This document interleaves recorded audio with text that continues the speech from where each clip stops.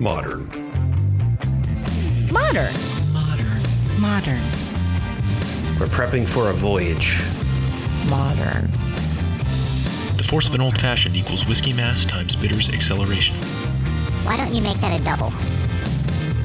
Modern bar cart. What's shaking, cocktail fans? Welcome to episode 213 of the Modern Bar Cart podcast. I'm your host, Eric Kozlik. Thanks for joining me for another interview episode where we track down the best and brightest minds in the spirits and cocktail world so that we can share their secrets with you.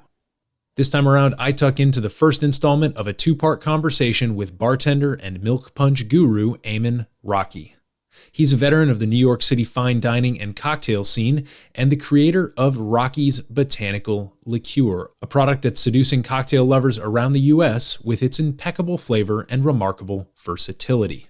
But before we start talking about the conditions that set the stage for Eamon's obsession with milk punch in all its clarified glory, let's give you a chance to make yourself a drink. This episode's featured cocktail is the Rockies Spritz. To make it, you'll need 2 ounces of Rockies Botanical Liqueur, 1/2 ounce Aperol, and a few ounces of Prosecco or Champagne. Combine the Aperol and Rockies Liqueur in a stemmed wine glass with ice. Give them a good stir, maybe 10 times around the glass, just enough to get everything well integrated.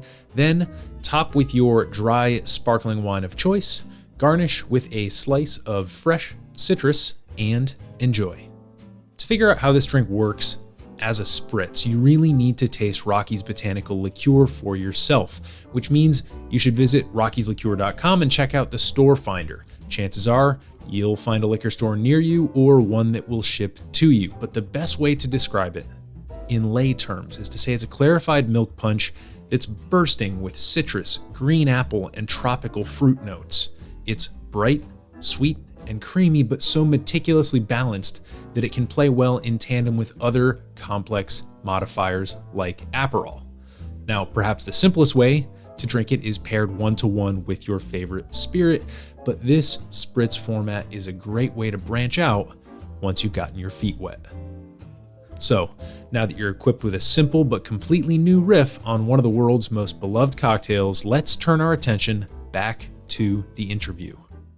In this first portion of my two-part interview with Eamon Rockey, creator of Rockies Botanical Liqueur, some of the topics we discuss include how Eamon's childhood working in kitchens in Hattiesburg, Mississippi propelled him to the Culinary Institute of America and then into some of the hottest fine dining establishments in New York City. What it was like to take the cocktail program at the legendary 11 Madison Park and completely standardize its cocktail program by deconstructing ingredients and thinking like a chef. How to make a completely virgin spin on milk punch that can be paired with any base spirit that a guest might desire. Why milk punch can and perhaps should more often be approached as a cocktail technique or process rather than a recipe unto itself. What to say when Sasha Petraske of Milk and Honey asks you how to make simple syrup, and much, much more. As I mentioned, this is part 1 of a 2-part conversation with Eamon. We'll be airing the second half this time next week, but for now, please sit back, relax, and enjoy this perfectly clear and incredibly flavorful interview with milk punch maverick, Eamon Rockey. Eamon, welcome to the podcast. Thank you for having me, Eric. Let's get started, as we always do, by just having you briefly introduce yourself to our listeners. Who are you? What do you do? And what wonderful liquid are we here to discuss? My name is Eamon Rockey. I'm the founder and creator of Rockies Botanical Liqueur, a spirit of my own design that I launched a little over 2 years ago, and I'm proud to be bringing to the world and complementing pretty much any spirit and any cocktail that you could dream up. Wonderful, wonderful. Well, one thing that was called out on the bottle was to enjoy this spirit over plenty of ice. So I've come prepared. And so I figure as you kind of walk us through a little bit of your past history, we'll let some of that chill and dilution occur. Little audio verite for the listeners here. Ooh, hear that. Too bad you can't smell it. Yeah, I feel like I hear a crystal glass and a very large piece of ice. Yes, it's so we've got a nice pour of Rockies Botanical Liqueur here. It's going to be sitting there doing its chill and dilution work, but I think that you have a really, really cool story, and I'd love to share that story with our listeners. So could I prompt you into it by asking you to take us to Hattiesburg, Mississippi, then bring us up to speed from there? Sure thing. Well, I was born in Denver, but when I was 4, my folks moved our family to Hattiesburg, Mississippi, home of the University of Southern Mississippi, which is really consequential to the town because it brings people in from all over the world. And I more or less grew up there. I spent 11 years in Hattiesburg and sort of developed a love for food and cooking there. My folks were both chefs. My mother was a chef instructor at USM, and my dad was the executive chef of a country club that I got to go splash around in the pool at every once in a while and pal around with the cooks in the kitchen, who I looked at kind of like they were gods, you know. And interestingly enough, when I was 14, I started working at that very same country club. And my father and mother had moved into ministry as a career, interestingly enough. And it was interesting, or it was fun to be in the same kitchen that my dad ran a few years prior, and often working with the same cooks and sous chefs, you know. So I thought to myself, this is something I love, something I feel like I could be good at. And I applied to the Culinary Institute of America while I was still in high school. And to my surprise, they accepted me. And after a little bit of time wrapping up high school in Los Angeles, I moved to New York, into the Hudson Valley, and started attending culinary school there, where I thought for sure I was going to stay in kitchens and become a chef. I still kind of think that might be my path if all my dreams come true. But it was at the CIA that I learned for the first time about spirits and wine and sake and beer, brewing, and all these new things for my 17, 18, 19-year-old brain. And I pursued them as soon as I possibly could out of culinary school, and started working in restaurants. That's what brought me to New York. Yeah. What kind of inflection point in the cocktail renaissance and fine dining evolution was this transition from the CIA into the culinary scene in New York? I feel like that's somewhat important for this story. Sure. That's an interesting question. I graduated in 2006 and moved to the city within about a year or so. I wrapped up a couple things in Hyde Park and Poughkeepsie and Rhinebeck that I was working on, and moved to New York. I didn't have a job. I moved in with my best friend and girlfriend at the time, and both of them had gone to the culinary school with me. So it was a very natural transition, and I started applying to fancy pants restaurants, you know, and I ended up at Gilt, which was in the New York Palace Hotel, with a bunch of per se expats. Hotel is tough. Hotel work is tough. It's a union spot, and it's a great fit for many, and I think a poor fit for many more. So I didn't stay there long. I ended up at 11 Madison Park. I figured, having just read Setting the Table by Danny Meyer, that if I was going to learn about hospitality, if I was going to learn about dining room etiquette and build a skill set in that world, that his teams would be the right folks to learn from. And I can say that, after 3 years working with Danny and the managers at 11 Madison Park, again, during the 2007 era, 2007 to 2010, it was a very different restaurant then. It was not what it is now. It's grown and evolved so much and changed so much. And I'm so proud to have been a part of that team, but it's just noteworthy to say that the period that I worked at 11 Madison Park, and we achieved 4 stars for the first time, and we're really pushing for 3 Michelin stars, pushing for James Beard Awards, et cetera. We were an unproven concept, and the team at that time, between Daniel Hum and his sous in the kitchen, and Will Guidera, who was the general manager at the time. I was a captain and a bartender there at the time. We all came to work every day looking to play our best, so that we could show the world, and show New York City for sure, that we were worth caring about and worth taking a look at. And that was a tremendously formative experience being a part of that team at that time. Yeah. So as you mentioned, you went to the CIA. I'm sure there's a lot of core curriculum there. Everybody needs to learn how to dice an onion. Everybody needs to learn how to, make a souffle or ruin a souffle, as it may be. But you were pretty immediately seduced by the world of beverage, wine, and spirits. You came to head up the bar at 11 Madison Park. What were some of the things that you did that you felt were kind of revolutionary at the time, or that kind of pushed the envelope, as you were just mentioning? What are some of the decisions that you made, maybe some of the products that you introduced, or some of the cocktail formats that you worked with? And maybe that'll, bring us up to where you started playing around with milk punch. Sure. Yeah, absolutely. Well, I do want to sort of rewind the tape a touch. When I joined the bar team at 11 Madison Park, it was probably within a few days of Will, the GM, coming up to me and saying, Eamon, I want our bar to be as good as Milk and Honey. I want our coffee program to be as good as 9th Street Espresso or Cafe Grumpy or any of the great cafes of that era, and he remarked that he knew that Daniel in the kitchen was going to create cuisine that was of a world-class level of caliber, or world-class caliber. So he said, we need to make sure that at every single level we're performing as well as the people, as the organizations that only do that specialize in that. And that embedded itself and hardwired itself into my brain. The idea that we are not a restaurant and we're going to provide coffee because we're expected to provide coffee, but we are a restaurant, and even our coffee will be as great as even the best cafes and coffee shops in New York City and worldwide. And for us to measure our success sort of departmentally with that measuring stick really, really, really changed the way I thought about quality and execution. And that's something that stayed with me until now, and I think will be with me forever. And I owe that to Will.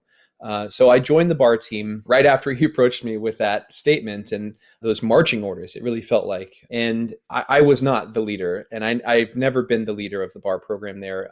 When I joined the bar team there, a guy named Corey Hill was the head bartender and remains a dear friend today. He has a wine shop and spirit shop in Brooklyn called Wet Whistle Wines, which was one of the very first spots to bring Rockies into. So I can't say enough nice things about Corey. He's an exceptional human being, and if you ever have a chance to have a drink with him, you will hear some of the best stories ever. And there were other great people on the bar team too. Leo Robacek, who became the head bartender and eventually, I think, bar director of their group. He and I were on the team together, and we often butted heads. But I have so much love and respect for Leo.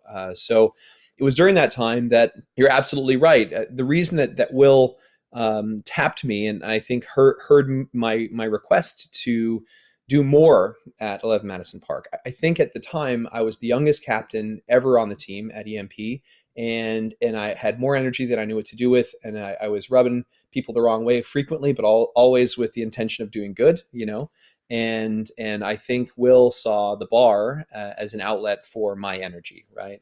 I can't speak for him, but that's my assumption. And if he thought that, he was right. The bar was a place that I got to take years of cooking experience and growing up in kitchens and mold it and blend it with spirits and cocktail technique.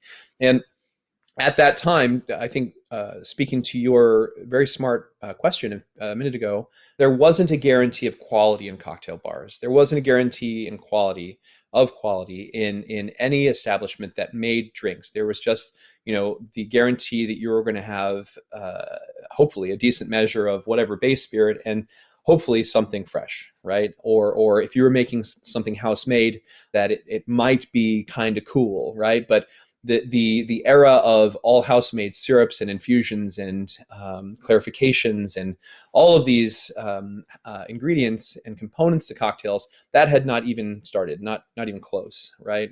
So when we were making things in-house, because it would be appropriate as an ambitious cocktail bar team. They were sort of experimental, or they were trying to accomplish something. As an example, I remember a really tasty sort of lime brown sugar ginger syrup that we were making that always had sort of different proportions. It was boiled ginger and citrus zest with brown sugar and water on a stove top. So you had different levels of concentration, different levels of bitterness and extraction, depending on who was making the recipe. It was being made by the pastry team in the kitchen, who were extraordinarily talented and capable, but we were asking them to do something that they weren't using, and it wasn't for their team, right? It was for the bar team. It was just something they were executing because we didn't really know what we were doing at the time, right? And so I said to myself, we're making inconsistent drinks. We're better than this, and in order to rectify that, I tried to think about it like a cook, right? So rather than simmer pieces of ginger on a stovetop, I was like, let's juice it, right? And what are we trying to achieve here? We're trying to achieve, in this particular case, something that has a bit of ginger bite and a little bit of that fire. And so if we cook it for a long time, that fire mellows and diminishes over time, right? So if we simmer this, then we're kind of working against our own goal. How do we accomplish the fire while still having a consistent product? Because if you take raw ginger juice and you let it sit on the counter in a refrigerator, whatever, it separates, right? You get sort of pulpy stuff at the top. You got to fine strain it for sure. Then you have a relatively consistent, fairly thin body of the ginger, and then you get this thick layer of starch at the bottom. Ginger's a root. There's a lot of starch in ginger. And so I said to myself, again, thinking like a cook, I bet just like you can do with corn juice, just like you can do with potato juice and most other root vegetables, if we heat this thing up, those starches should gelatinize and should sort of swallow up all of that juice and give it a richness and a thickness that will benefit the ultimate final product. But as we already stated, if we cook it on a stovetop, then it's going to take a long time, a gradual period of time to heat up, and we're going to lose the fire. And so, listen, this isn't rocket science, but I thought to myself, back to CIA days, there's a chef, a big round-chested Swiss chef named Chef Rapp, who was one of my first skills teachers, who taught me how to cut an onion, as you said earlier, like a true French chef. And he said to us, he's like, the hottest cooking, the one that will burn you the most is steam. And I that like echoed in my head. And so I was like, we have something that the kitchen doesn't have in the dining room. We have an espresso wand. We have a wand for heating up milk really, really fast. And then we have the ability to turn that off right away. So I don't know how often, this technique has been used after, and I don't know how often, if ever, it was used before, but we started to use the espresso wand to cook fresh ginger juice in under a minute, and then we would ice it immediately in a metal container. So it got very hot really fast and got very cold really fast. And the beauty of it is you can actually see the starch gelatinize whenever you use this technique. You don't dilute it. You're not heating it over a prolonged period of time. You're making it very, very hot very quickly. And you have the ability to cool it very, very quickly, which means all the benefits of fresh ginger and all the benefits of that rich starch that incorporates all of the potential of the natural thickening ability of the ginger. And then what we would do is we would sweeten it 1-to-1 by volume, which meant that we would have approximately 60 degrees Brix, which is the Brix level of simple syrup. And we use this technique, and we use a refractometer to measure all of our syrups and all of our sweetened infusions so that we could ensure that every single product that we had behind the bar was the exact same level of sweetness, right? So if we do that and we think about it like we're a cook, right, then we're able to say, okay, cool, we're making a pisco ginger lime drink this season. And next season, for, I don't know, the fall or for the winter, we want to switch the ginger out and we want to use sweet potato or beet or whatever. And we maintain the same level of sweetness, syrup to syrup, season to season, drink to drink. Then we're able to plug and play our ingredients in a very natural way. It sort of gives you a boost to drink creation and creativity because you are establishing a standard that is consistent across the board, right? So I think I might have taken a little bit of a walk there, but the point being making very simple things, but making them very consistently, thinking about what the goal is and the best method to produce that goal, as opposed to, I want to make a tasty syrup and let's throw tasty things into a pot, right? There are two different ways of going about that. And, that process in particular, I think the ginger is probably one that started it. I thought to myself, the more things we throw into the bottle, the pot, the bag, whatever, the container, and ultimately into the final product, the fewer applications we have for it, right? If we have a brown sugar ginger lime syrup, that's awesome. It's delicious. And it made a few delicious cocktails, but every one of them tasted like lime peel and ginger and brown sugar. And if you don't want all three of those flavors, you're kind of SOL, right?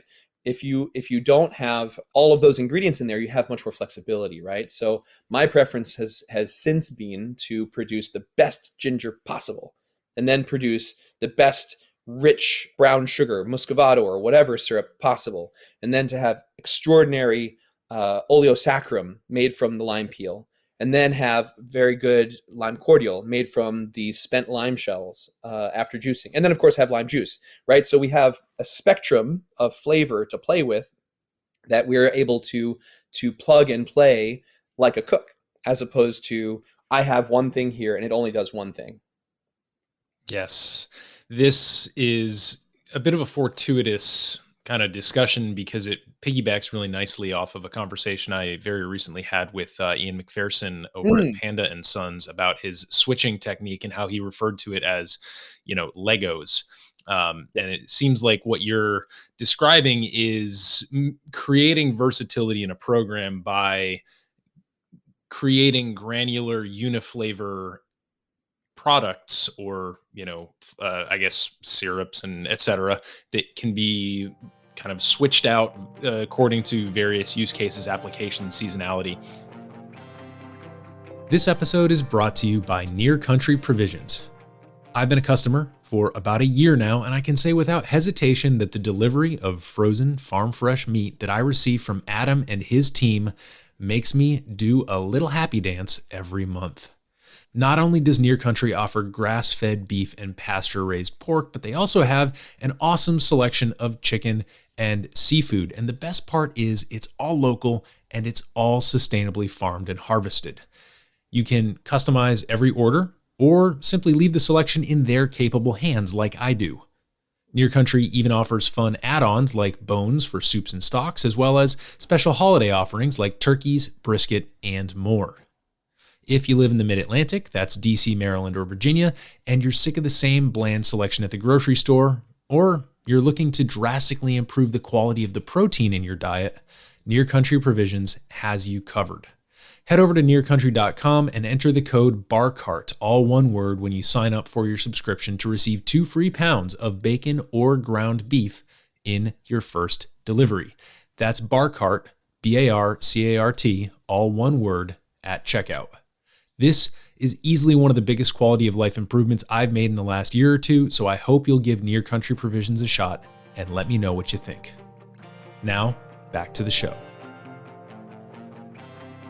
One thing that I've been thinking about as you've described your experience at 11 Madison Park is how different that sort of hotel, earlier you were at a hotel venue and then 11 Madison Park, hyper, premium fine dining level, how different that is than some of the other influences that you cited, like Milk and Honey, which was an incredible speakeasy that did amazing classic cocktails and came up with a few modern classics after they had mastered the actual classics. Yes. Or, the coffee shops and espresso shops that did that one thing very well. And, it seems like a Herculean task to go to someone and say like, okay, we're not these specialized places, but we're going to try and do what these specialized places do as well as each one of them does it, but we're going to be one single program.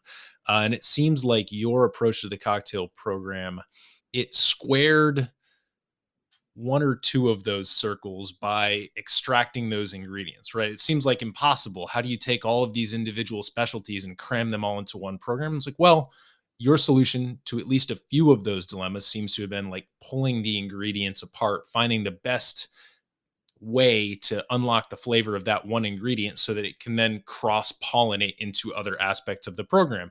Because I imagine, I mean, correct me if I'm wrong, but I have a feeling that, maybe the bakery team or the pastry team might have been like, ooh, I really like that ginger thing that you did. Like, can you think we could like maybe co-opt that for one of our, desserts? Like, did that ever happen?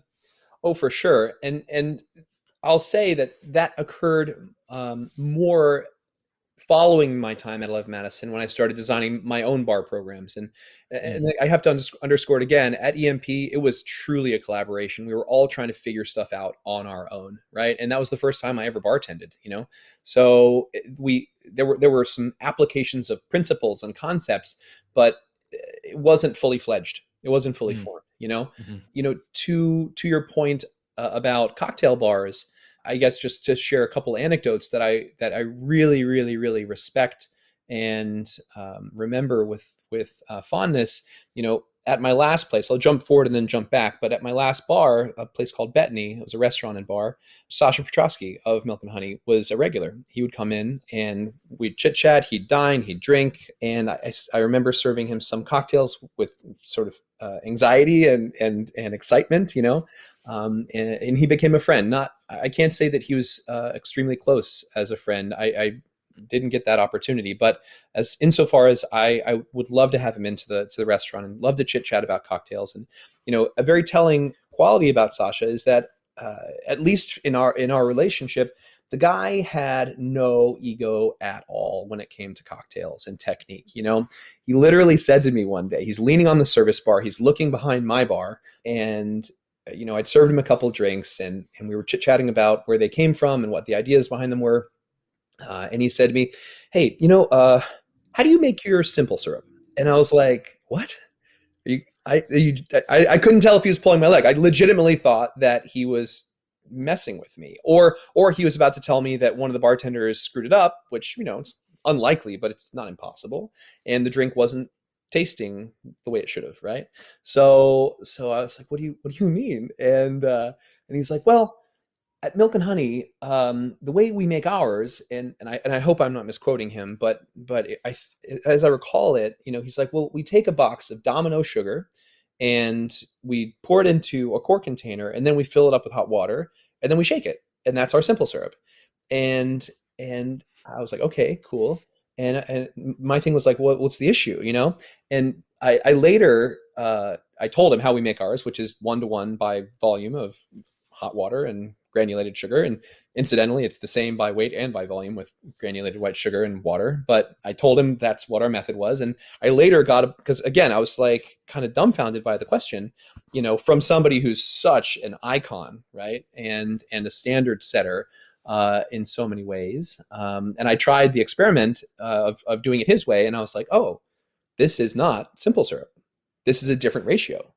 And he told me, he's like, we do it that way because it's like we buy the box and we have the quart container and we have water, so it just makes sense to do it that way, right? And it just blew me away, and I was like, wow, he's operating with a different ratio of sugar to water than most people do, right? And it's because it just seemed to be the most convenient way of producing it for his bar, and his recipes were tailored to it, so it's irrelevant that it was different because he's only making his recipes, right? But I just thought that was so funny and cool and humble, and one of my favorite memories of chatting with a person of his caliber, and likewise, to your point about a restaurant being sort of in a position that it seems like it's impossible perhaps to get to the level of a Death and Company or whatever, right? These great iconic bars. I was chatting with Jim Meehan, who over the years has become a friend, and I miss him since he moved to the West Coast. But I was probably, blowing smoke up his ass and hopefully being effusive in my respect and praise for PDT in this conversation. He was like, well, yeah, but Eamon, the thing is, you're working at a restaurant that has so much more than a cocktail bar. We don't have a walk-in. He's like, when I go into a walk-in at PDT, when I open a fridge at PDT, all the Criff Dog stuff is there, and the way that creative process happened for Jim, I think, was looking to the world of cuisine and ingredients and seasonality and all these things, but they didn't necessarily just appear in his bar or in his restaurant or in his walk-in or in his pantry, right? And I never thought about that until he said it, and I was like, wow, there are so many advantages of having a bar that focuses solely on the creation of extraordinary cocktails. But on the flip side, there's something to be said for being able to walk into a restaurant's kitchen and take a look at the wall of spices or the wall of produce or whatever and say, man, there's a ton I can use here. As an example, we had a drink on the menu called the Peas and Thank You that was in springtime, summertime. The result of me walking past a compost bin in Bethany's kitchen and seeing all of the shells from these incredible hand-shelled snap peas, right, just being thrown away, right, because they're stringy. You don't really want to eat them. They're fibrous, and the peas are friggin' amazing. But the kitchen had no use for the shells, so they just threw them away. And I walked past this compost bin, and I saw what had to have been like 8 or 9 pounds of just beautiful, green, fresh snap pea shells. And I was like, hey guys, can I have those? And so I didn't pull them out, obviously. We waited for the next round. But, we got all the shells, we juiced them, and holy moly, it was amazing. And we made this, I think it was a gin sour with the snap pea juice and a bit of chartreuse and some kefir that we were brewing ourselves in the walk-in, and I'm like, that's what Jim was talking about, because you're not walking past a compost bin in a cocktail bar full of, incredible farmer's market vegetable scraps, vegetable trim. And for that reason, I feel like there's something to be said for keeping an open mind and being interested in finding the things that your particular organization, your particular team presents to you as being an opportunity. Well, I think that eye for creativity and the formal training in quality control is a pretty solid backing for somebody who would then go on to launch a consumer packaged product. Totally. So how did we then get from the point where you were running bars and restaurants or bar programs at restaurants to the point where you decided you wanted to create Rockies Milk Punch, which has come to be Rockies Botanical Liqueur? Totally. Well, at 11 Madison Park, my buddy Shiraz Noor, who's an extraordinary cook and beverage and service professional in his own right, we were working together behind the bar. And at one point, if I remember correctly, one of the bar team and I went to Bar Pléiade, which was Daniel Boulud's bar at Café Boulud, where a guy named Cameron Bogue was running the program. And we'd become friendly, and he said, do you want to try something cool? And I said, of course I want to try something cool. So he pulls out a highball glass full of ice, sets it in front of me, grabs a bottle of clear liquid. It looked like wine. There was no label. It was very nondescript, and I had a little bit of color, and poured it simply over the ice and pushed it in front of me. He was like, there you go. It was a full cocktail. It wasn't a taste of something. It was clear that this was a cocktail, but it was poured from something that looked like it was a component of a drink, right? And I gave it a sip, and I thought, oh my God, this is one of the most tasty and delicious, cool things I've ever tried in my life. It was thick and rich and had acidity, but it wasn't bracing. There was definitely booze and some spice, but it was just in balance. It was perfectly integrated. And that was a clarified English style milk punch. He had essentially simply replicated the Jerry Thomas recipe for clarified milk punch. And I ran back to 11 Madison, not literally, but figuratively.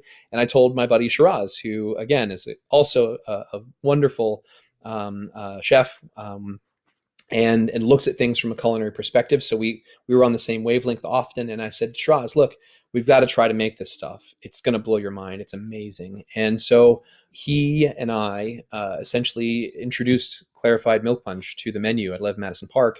He went on to do his own thing, and I went on to do mine. We actually teamed back up later at a restaurant called Aska, which was the first restaurant that I had an ownership stake in and designed the bar program. And Shiraz was a big part of that process. So the point is that every restaurant or bar, whether it was a Terra or Aska or Betny, I've included milk punch on the menu and tried to think about how to evolve the process and think of it less about a recipe and more like a technique, right? So as an example, at Betny, as we were working on the concept, as we were developing it, preparing for opening, I thought to myself, I don't want to just, put another clarified English style milk punch on the menu and swap out one ingredient for another. I don't want to just, take brandy or rum and swap it out for tequila and call it done. Like that doesn't stimulate me anymore. We know that can work. And so I thought to myself, every time we make a milk punch, and it should be made in much larger batches, or the better the quality, often the larger the batch. It just works better if it's a larger batch, right?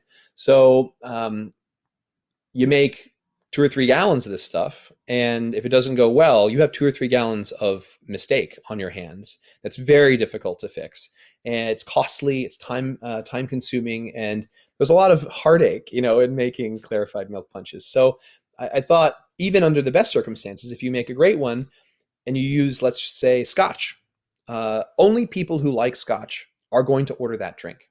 And if you don't like Scotch, you're probably not going to. And that's kind of a disappointment for, 80% of the people who probably won't order a Scotch drink on a cocktail menu. So I thought to myself, I wonder, again, thinking like a cook, I'm like, can I use this process to produce a virgin or extremely low alcohol milk punch clarification that I can then customize to order, right?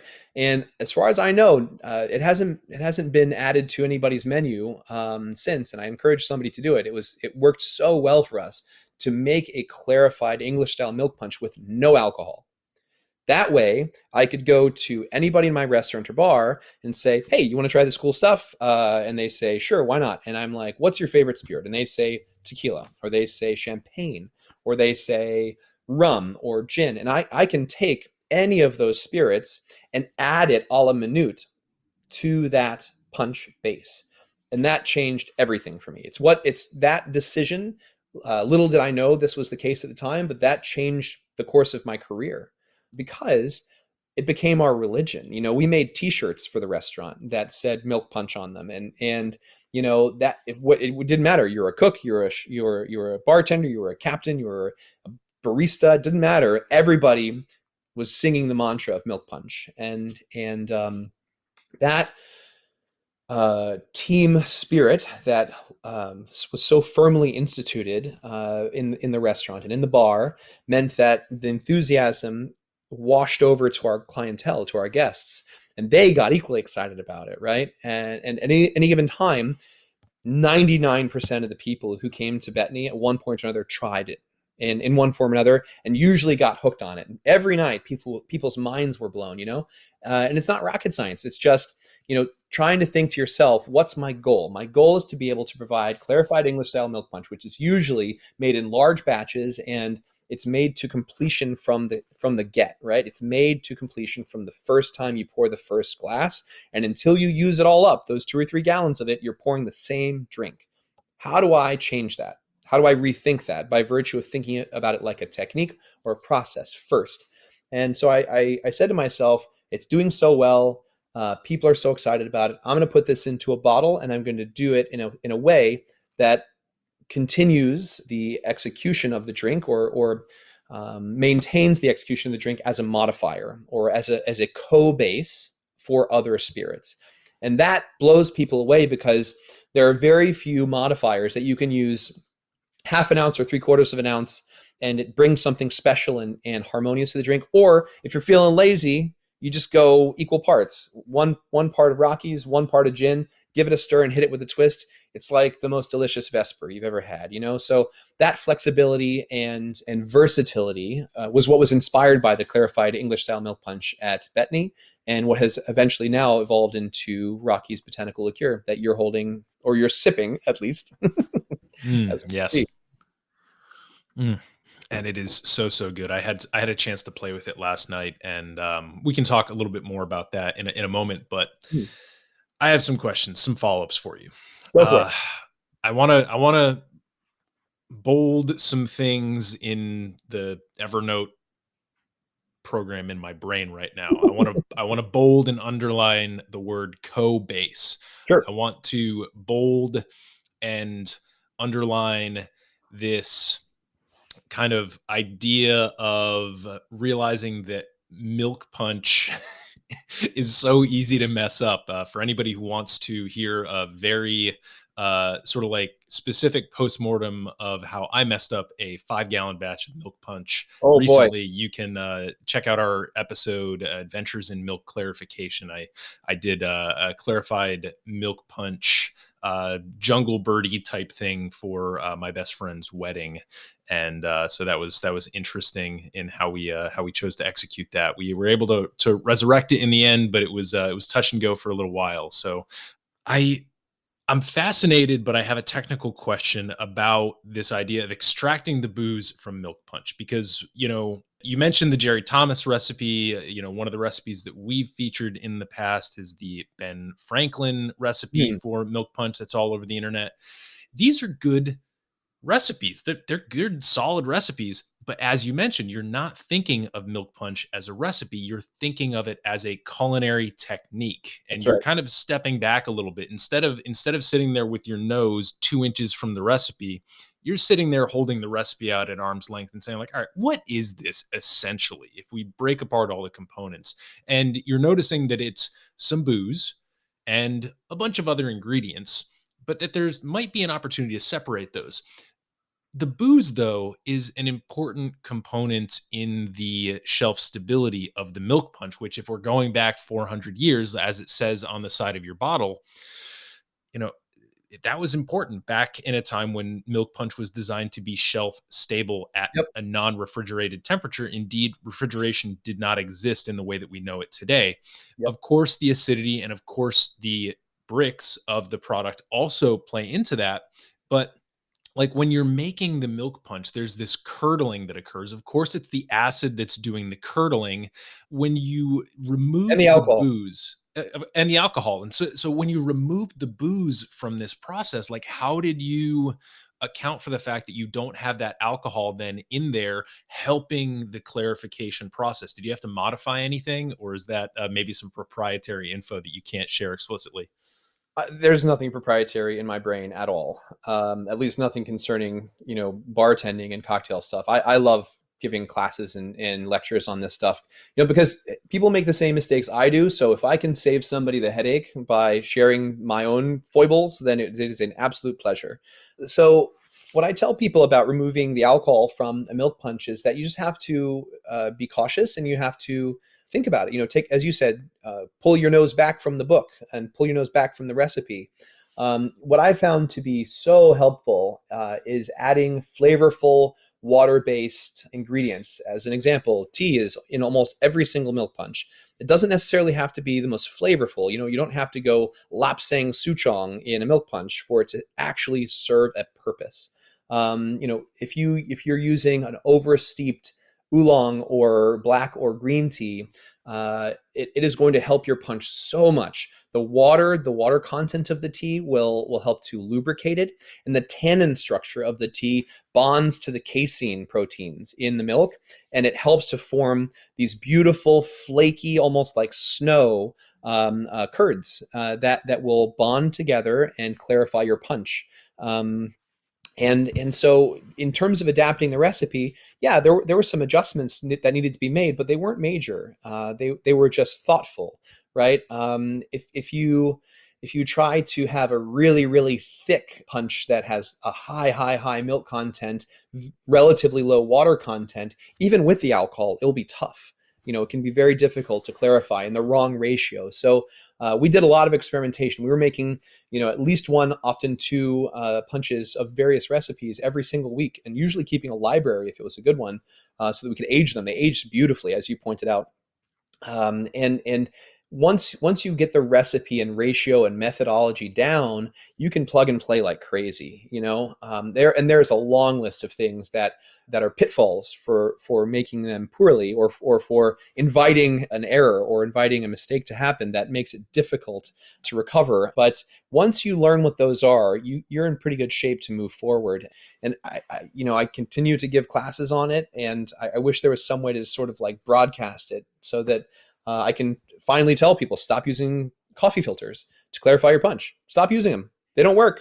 They actually do more harm than good, and a litany of other stop using cheesecloth. Don't use it. It doesn't work. It actually is more harmful than good, right? And you can get a clear punch using either of those, but it's at great cost. Your yield is deeply diminished, and there's usually a lot of pain and suffering that is unnecessary. And we can talk about that anytime, now or offline if you wish. But I actually kind of want to hear what happened with your Jungle Bird milk punch as well. But yeah, once you get the recipe down, once you get the technique down, it's never a straightforward process. There's a buddy of mine, Gareth Howells, who's also a brother in arms in clarifications, and I think his phrase is milk punch is a very fickle mistress, and I completely agree with him. He's not wrong at all.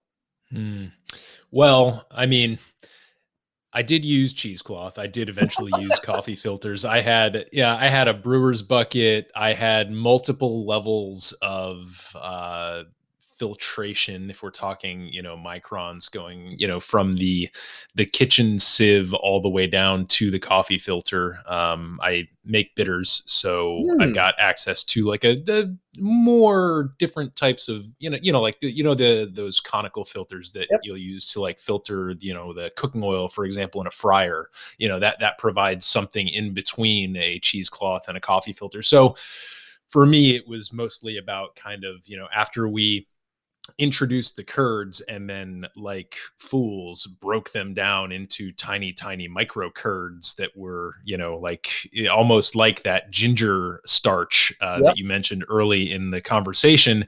It was then a several day process of just kind of having those things drip through various filters, and it was a lot.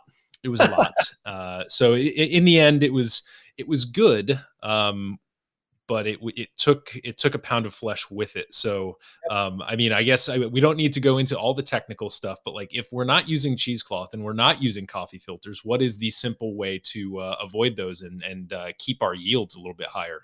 The misconception about clarified milk punch is that your curds are the enemy and that you should do whatever you can to get rid of them. The curds are your only friend when you make milk punch. And what I mean by that is that you're describing the process that almost every bartender immediately goes for when they make it. And I'm always just so confused as to why. I think there's probably some ding-dongs that put videos on YouTube showing an incorrect process. And I'm so sorry that is the case. But that is not how you make milk punch, at least not in the most effective way.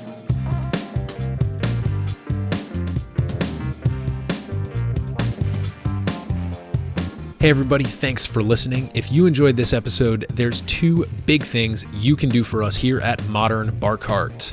One would be to tell your friends and family if you think they'd enjoy listening to us talk about cocktails. And if they don't download podcasts, they can always stream our episodes on their desktop directly from the show notes page at modernbarcart.com. The other thing you can do to help would be to head on over to iTunes or wherever you download your podcasts and leave us a review. 5 stars are great, but we're more interested in your feedback. And the beauty is, the more reviews we have, the easier it will be for other folks out there to learn about our show. We're trying to start a cocktail revolution here, and by spreading the word, you're helping us fight the good fight. You can always reach us by emailing podcast@modernbarcart.com if you're looking for cocktail or bartending advice, or if you're a pro who would like to pull up a mic and be interviewed for all to hear. Also, definitely follow us on Instagram and Facebook at Modern Bar Cart for cocktail porn, recipes, and entertaining tips. And keep an eye out for new product releases and special offers, which are happening all the time. We love our listeners, and we really enjoy giving you exclusive discounts and sneak peeks at our latest and greatest cocktail projects. This episode may be over, but for you, the mixological fun and adventures are just beginning, so remember, folks, drink responsibly and experiment boldly.